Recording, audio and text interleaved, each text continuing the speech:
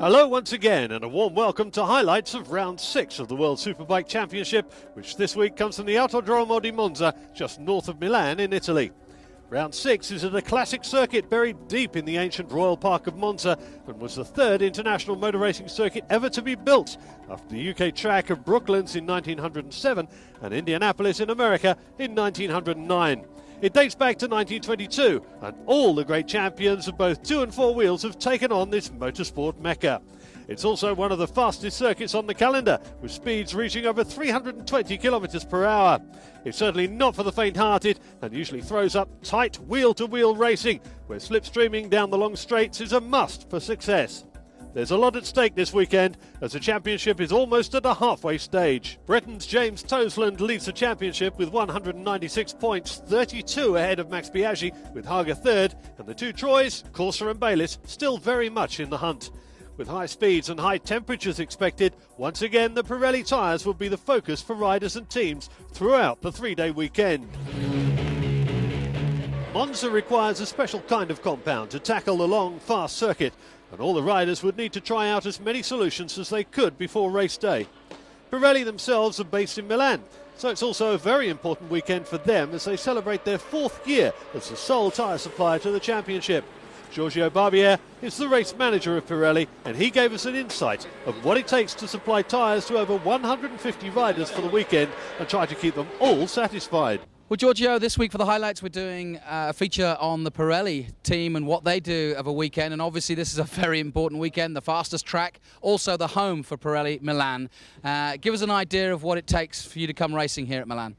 Well, for sure for the home race we prepare something special, but just because Monza is a special track. It's the fastest track in the World Championship, is the most hard in the tires for the center of the tire. And so we prepare a big size with different compounds in order to suit to the various conditions. The other thing, of course, is relating it back to the man on the street, and that's what World Superbikes is all about. Race on Sunday, buy on Monday. That's true of the ethos also of Pirelli, I presume. Yes, this is the reason why we are continually making development, because what we are making here this year will be available in 6 months on the market, and this is our strategy. So that means we are using this as a factory, and we are proving here the tires for the future of the racing national. Okay, well, thanks for talking to us, and keep going for Silverstone. Welcome, goodbye. The first real test for those tyres over the weekend was Superpole, the one-lap dash to decide the grid. After qualifying, Regis Lacconi had been quickest, but he injured his foot just before Superpole, and his lap was not on the pace. James Toseland too was one of the favourites, but he messed up the first corner and never recovered. Troy Bayliss, a 6-time winner here, was up next, and he was a red missile flying through the Monza woods.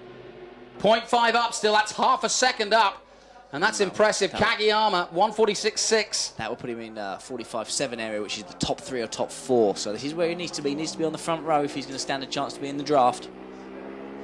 Carl Muggeridge's time, 146.2. Will he hold on to it? Here comes the famous number 21. The world champion crosses the line with a 145.3. That's an incredible lap.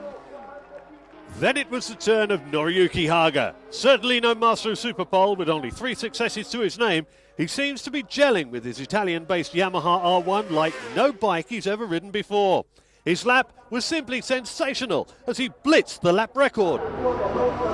Haga, could he be getting pole position? He was half a second up after the first part. He comes out of Parabolica. Driving beautifully, just slightly sideways so he can keep on the gas. The bike not bucking around, it's pinned.